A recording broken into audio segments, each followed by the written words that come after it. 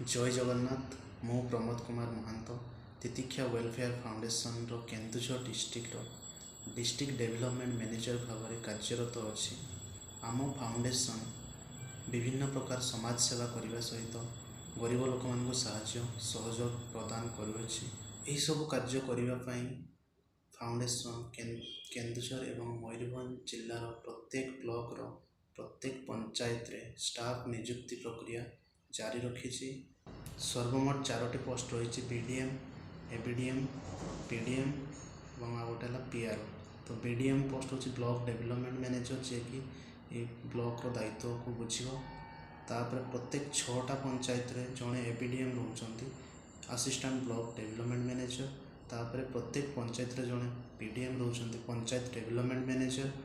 पुणी पीडीएम तले रोचंती 3 जन पीआरओ स्टाफ रोचंती पब्लिक रिलेशनशिप ऑफिसर।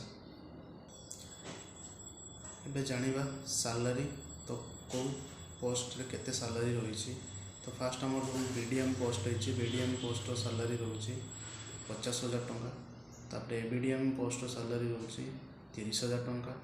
तापर आम पीडीएम पोस्ट सैलरी रोचे 15,000 टंका और पीआरओ पोस्ट सैलरी रोचे 10,000 टंका।